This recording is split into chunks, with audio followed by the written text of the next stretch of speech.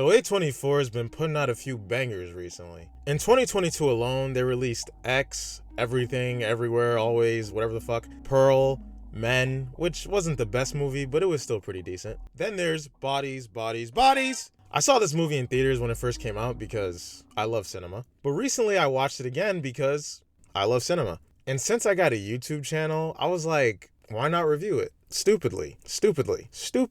So here we are. Smoking on top fives. Stop playing, I'm that guy.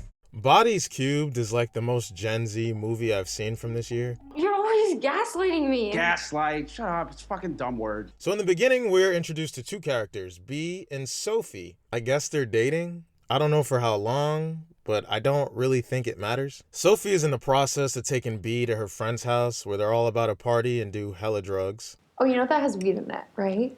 Not a lot, I just want to let you know. Sophie's like, B, my friends are cool as fuck and not as superficial as their Instagrams say. I guess we'll make that judgment ourselves. And then she says, out of all my friends, Jordan is gonna love you the most. Jordan is gonna be obsessed with you. We'll come back to this scene later on. So they pull up. Come up in the spot looking extra fly. And oh, it's Pete Davidson's house.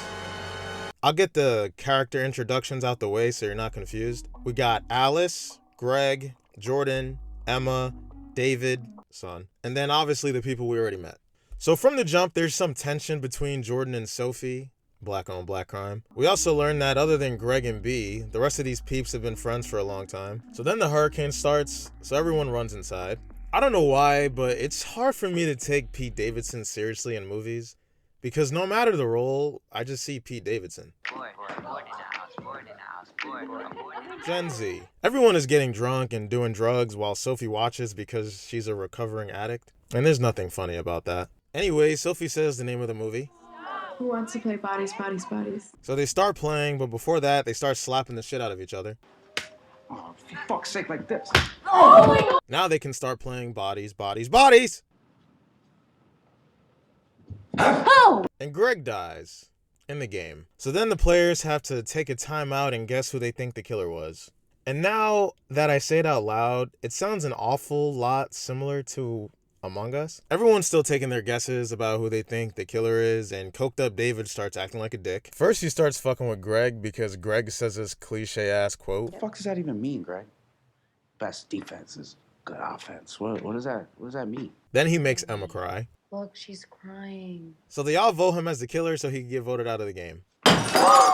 So now David's tight as fuck, runs off, then the lights go out. Oh my god! Sneaky B is walking through the house and sees Pete Davidson die. I just want to say I'm all for the Pete Davidson dying early in movies trope. Guys, whoa, we got a deal, right? So now it's like storm raining. That's the right way to say that, right? And the gals are trying to get help, but there's no service.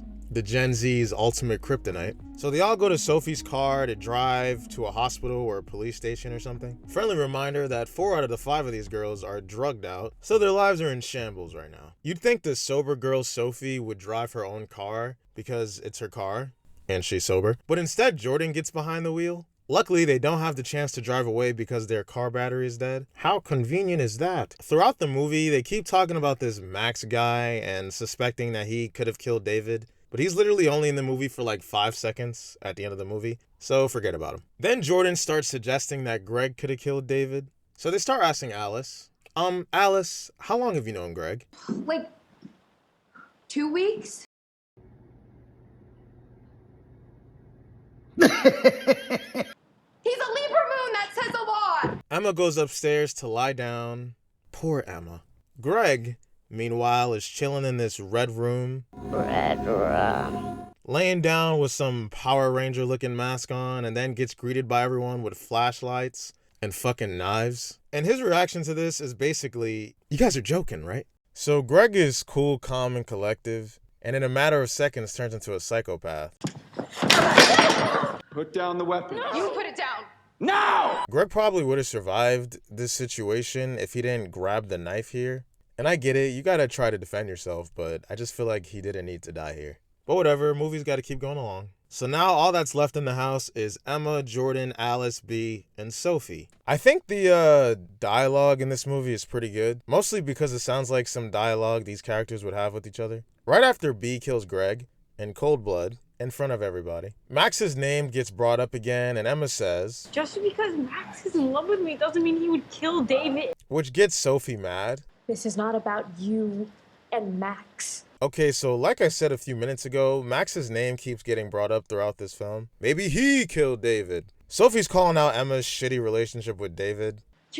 You're so toxic. And then Sophie's like, she wants her to die or something. And Emma runs off because Emma's sad again. To be honest, she's sad for like 80% of this movie. Poor Emma. She doesn't deserve this. So Sophie gives Emma pills, and then she's found like 20 minutes later dead at the bottom of the stairs. No correlation there. And then there was 4. So Alice starts pointing the fingers at B because she was the one who found David first, and also she killed Greg in front of everybody. Who are you?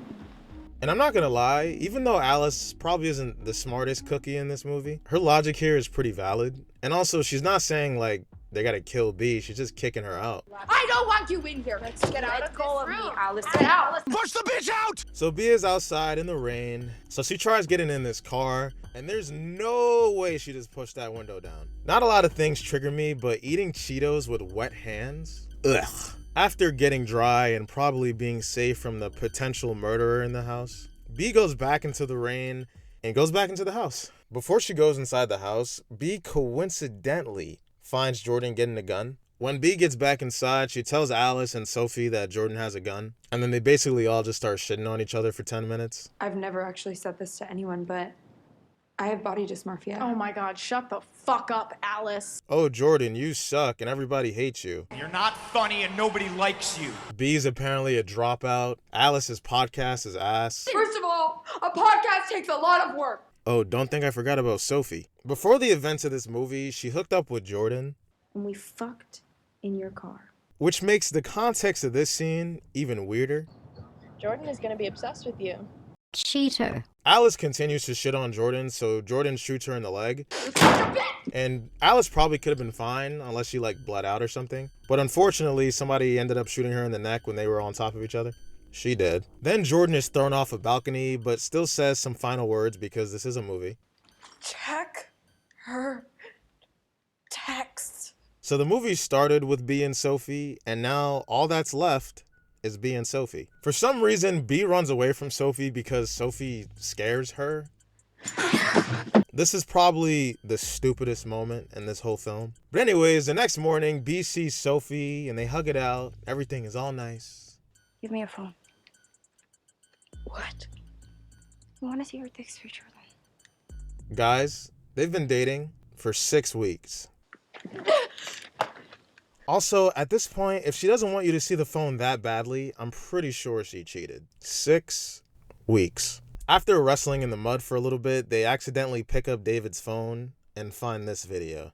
Frozen with nowhere to go, bitch. Papa COD on the PS4. The end. And look, it's Max. Who was the killer? David died because he was trying to be cool. And that's the vibe I like to put out there. Greg died partially because he was running around like a madman, but obviously B killed him because she thought she was protecting the group. Emma falls down the stairs, I guess from overdosing, and y'all saw how Jordan and Alice died. So essentially what I'm saying is, there was no killer. I thought this movie was great because it subverted expectations, but in a good way. I didn't feel cheated at all with this ending, because to me it proved that in a situation of true panic, Gen Z will turn on each other before ultimately killing each other. Also, I love A24. 8 out of 10. Hey, can I get on the Wi-Fi? I'll transfer it. What's your email? What is your email? The irony in this situation is that she's literally saying this while holding an iPhone.